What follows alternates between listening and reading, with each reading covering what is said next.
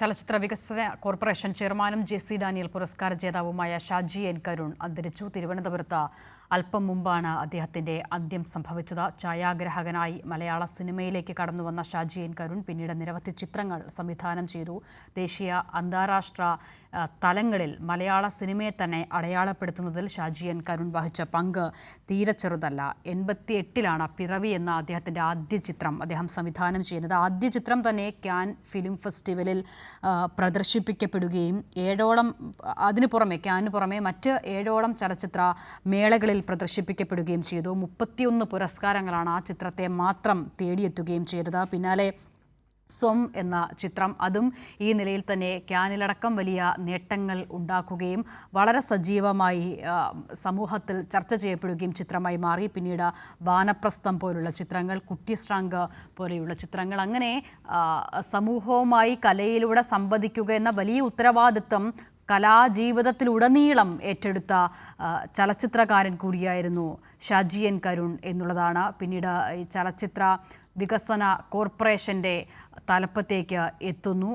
പിന്നീട് സിനിമാ നയരൂപീകരണത്തിലടക്കം കൃത്യമായ കാഴ്ചപ്പാടുണ്ടായിരുന്ന ആ നിലയിൽ ഇടപെടലുകൾ നടത്തിയ ഷാജി എൻ കരുൺ സിനിമാ നയരൂപീകരണം എന്നുള്ളത് അദ്ദേഹത്തിൻ്റെ ഏറ്റവും വലിയ സ്വപ്നങ്ങളിൽ, ആഗ്രഹങ്ങളിൽ, വീക്ഷണങ്ങളിൽ ഒന്നായിരുന്നു എന്നുള്ളതാണ് ഏറ്റവും പ്രധാനം. നിരവധി മേഖലകളിലെ ആളുകളുമായി ഇതുമായി ബന്ധപ്പെട്ട് അദ്ദേഹം കൂടിക്കാഴ്ചകൾ നടത്തി, അഭിപ്രായ രൂപീകരണം നടത്തി. അങ്ങനെ ആ അഭിപ്രായ സമന്വയത്തിലൂടെ സിനിമാ നയരൂപീകരണത്തിലേക്ക് കടക്കുന്ന വേളയിൽ കൂടിയാണ് ഷാജി എൻ കരുണിനെ മലയാളത്തിനും ഈ നാടിനും നഷ്ടമാകുന്നത് എന്നുള്ളത് കൂടിയുണ്ട്. ജെ.സി. ഡാനിയൽ പുരസ്കാരം സ്വീകരിക്കാനായി ഈ കഴിഞ്ഞ ദിവസങ്ങളിൽ അദ്ദേഹം പൊതുവേദിയിലേക്ക് എത്തുമ്പോഴും അദ്ദേഹം ക്ഷീണിതനായിരുന്നു. അസുഖങ്ങൾ അദ്ദേഹത്തെ വേട്ടയാടിയിരുന്നു. പക്ഷേ അതൊന്നും തളർത്താത്ത മനോധൈര്യം, മനോവീര്യം അദ്ദേഹത്തിനുണ്ടായിരുന്നു എന്നുള്ളതാണ്.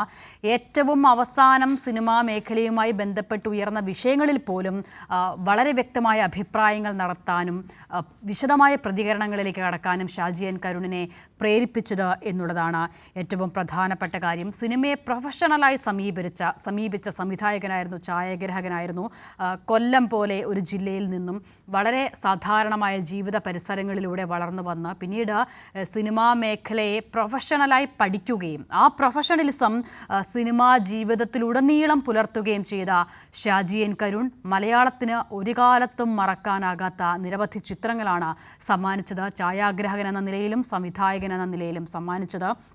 ഇന്നിപ്പോൾ അന്താരാഷ്ട്ര തലത്തിലൊക്കെ മലയാള സിനിമ ചർച്ച ചെയ്യപ്പെടുക എന്നുള്ളത് വളരെ സാധാരണമായ കാലത്ത്, അങ്ങനെ ഒരു സ്വപ്നം പോലും മലയാള സിനിമയ്ക്ക് ഒരു പക്ഷേ കാണാൻ കഴിയാതിരുന്ന കാലത്ത് അതിനെ മലയാള സിനിമയെ പ്രാപ്തമാക്കിയ കലാകാരൻ കൂടിയായിരുന്നു ഷാജി എൻ കരുൺ എന്നുള്ളതാണ്. ബിജു മുത്തത്തിയിലേക്ക് വീണ്ടും. മുത്തത്തി, അതാണ് ഏറ്റവും പ്രധാനപ്പെട്ട കാര്യം ഒരു പക്ഷേ എന്നുള്ളതാണ് കാണുന്നത്. കൊല്ലം പോലെ ഒരു സാധാരണമായ ഇടത്ത് ജനിച്ച് സിനിമയെ പ്രൊഫഷണലായി പഠിക്കുക എന്നുള്ള ആഗ്രഹത്തിൽ അങ്ങനെ പഠിച്ച് സിനിമയിലേക്ക് വ്യക്തി, പിന്നീട് അദ്ദേഹം തൊട്ടതൊക്കെയും പൊന്നാക്കുക എന്ന് നമ്മൾ പറയാറുണ്ടല്ലോ. അപ്പോൾ ആ നിലയിൽ തൊട്ടതൊക്കെയും പൊന്നാക്കുക എന്ന സാധാരണ പ്രയോഗത്തിനപ്പുറം ഒരു പാഠപുസ്തകമായി സിനിമയിൽ തന്നെ ഒരു പാഠപുസ്തകമായി മാറുക എന്നുള്ള ഒരു വലിയ കർത്തവ്യം കൂടി നിർവഹിച്ച വ്യക്തിയായിരുന്നു ഷാജി എൻ കരുൺ, അല്ലേ?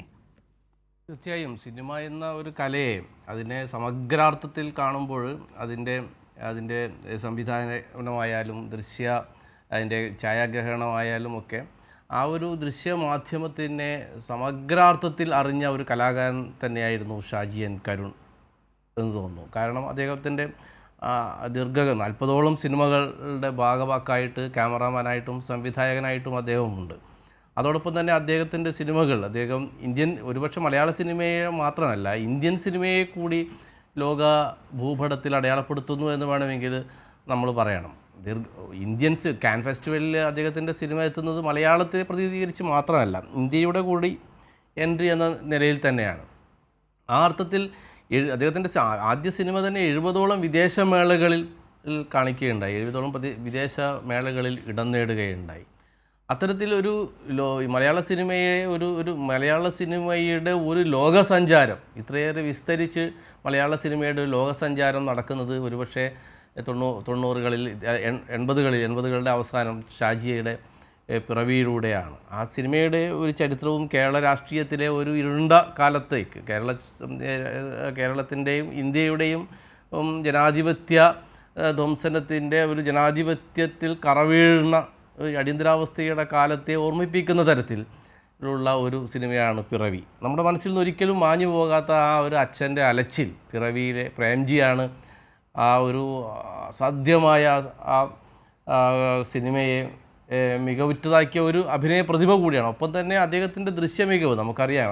അദ്ദേഹത്തിൻ്റെ ക്യാമറ വൈഭവം നിറഞ്ഞ് കവിയുന്നൊരു സിനിമയാണ് ഈ പിറവി എന്നുള്ളത്. അതിൽ ഓരോ രംഗങ്ങളും ഇപ്പോൾ ആ മഴയത്ത് ഒക്കെ ഉള്ള രംഗങ്ങൾ, മഴയത്ത് അദ്ദേഹം കയറി വരുന്ന രംഗങ്ങൾ, മുല്ലനേഴി മാഷു ഇറങ്ങിപ്പോകുന്ന രംഗങ്ങളൊക്കെ ഇപ്പോഴും നമ്മുടെ മനസ്സിൽ ഇങ്ങനെ ഒരു എന്താ പറയുക, ഒരു പെയിൻറ്റിങ് പോലെ തന്നെ നമ്മുടെ മനസ്സിൽ വരുന്ന ദൃശ്യ ചാരുതയാണ് അദ്ദേഹത്തിൻ്റേത്. അത്തരത്തിൽ ഒരു ക്യാമറാമാൻ ആയതുകൊണ്ട് തന്നെ അദ്ദേഹത്തിൻ്റെ സിനിമകൾക്ക് കിട്ടുന്ന ഒരു പെർഫെക്ഷൻ, ഒരു ദൃശ്യപരമായ ഒരു പൂർണ്ണത മികച്ചതാണ്. ഇപ്പോൾ വാനപ്രസ്ഥത്തിലൊക്കെ ഉള്ള സിനിമകൾ, വാനപ്രസ്ഥത്തിൻ്റെയൊക്കെ അതിപ്പോൾ കഥകളി എന്ന് പറഞ്ഞാൽ നമുക്കറിയാം ഏറ്റവും മനോഹരമായ ഒരു ദൃശ്യ ഉത്സവമാണ്.